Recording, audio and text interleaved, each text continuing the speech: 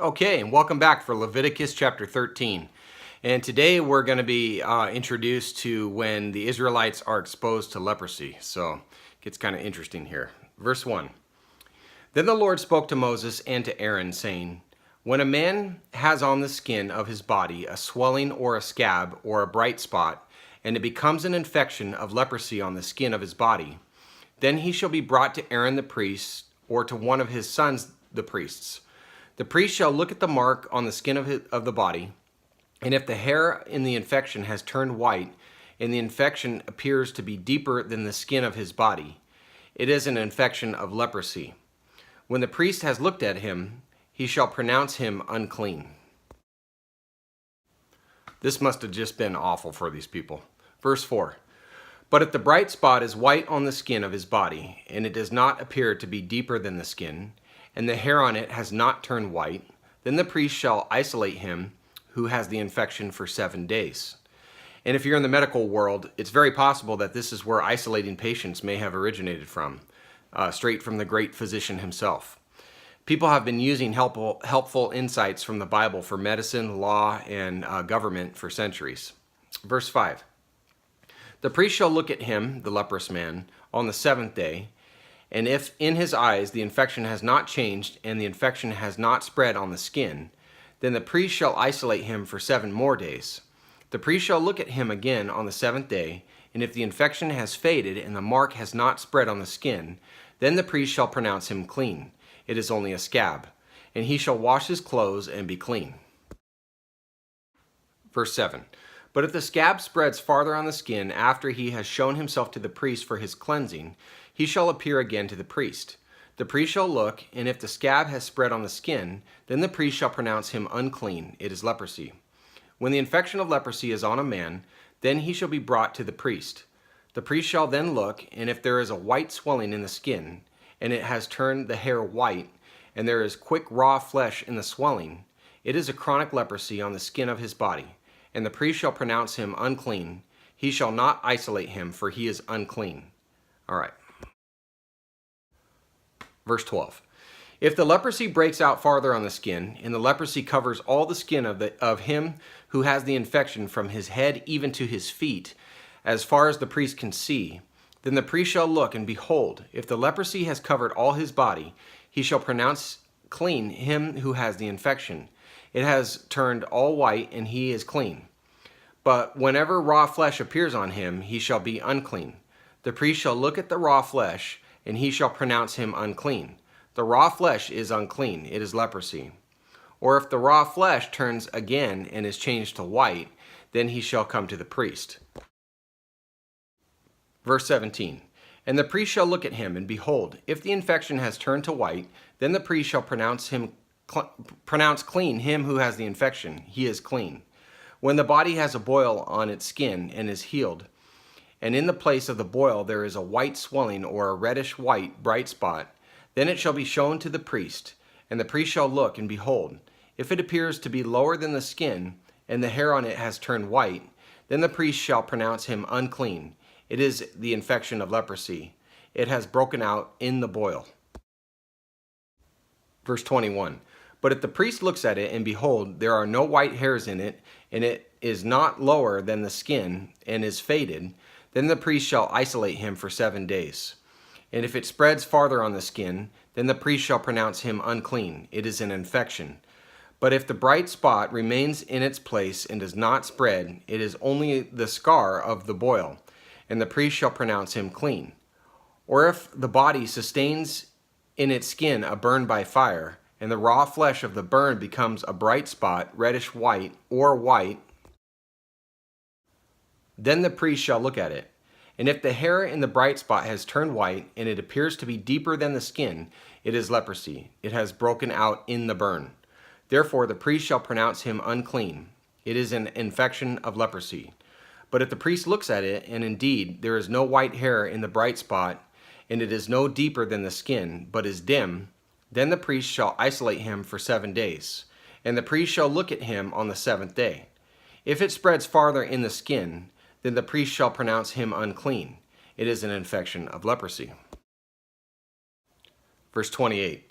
But if the bright spot remains in its place and has not spread in the skin, but is dim, it is a swelling from the burn, and the priest shall pronounce him clean, for it is only the scar of the burn.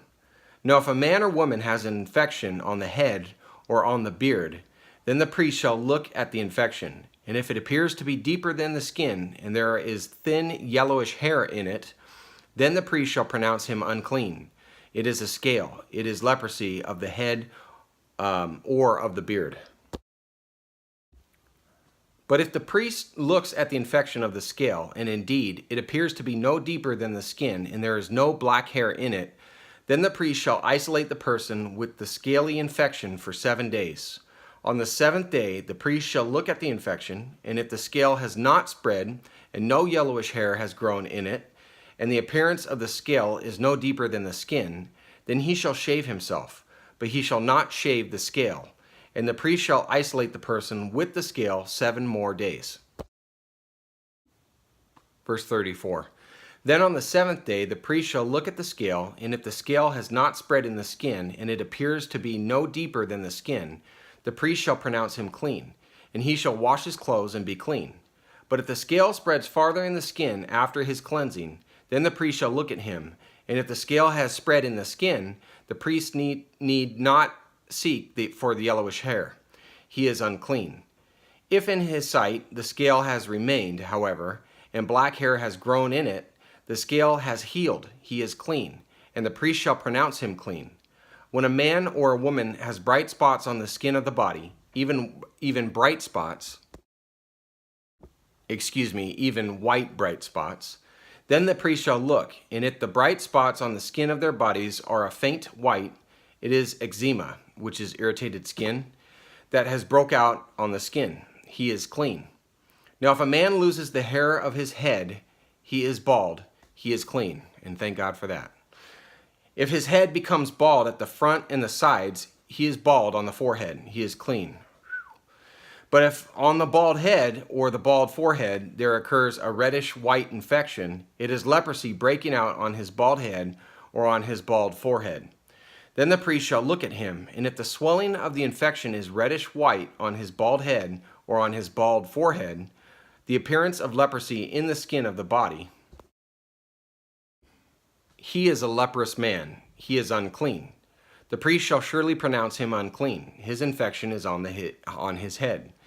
As for the leper who has the infection, his clothes shall be torn, and the hair of his head shall be uncovered, and he shall cover his mustache and cry, "Unclean, unclean." He shall remain unclean all the days during which he has the infection. He is unclean. He shall live alone. His dwelling shall be outside the camp.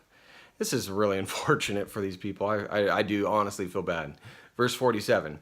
When a garment has a mark of leprosy in it, whether it is a wool garment or a linen garment, whether in warp or woof, which are terms for the seams of the weaving of the clothing, of linen or of wool, whether in leather or in any article made of leather, if the mark is greenish or reddish in the garment or in the leather, or in the warp or in the woof, or in any article of leather, it is a leprous mark and shall be shown to the priest. Then the priest shall look at the mark and shall quarantine the article with the mark for 7 days. He shall then look at the mark on the 7th day. If the mark has spread in the garment, whether in warp or in the woof, or in the leather, whatever the purpose for which the leather is used, the mark is a leprous malignancy. It is unclean.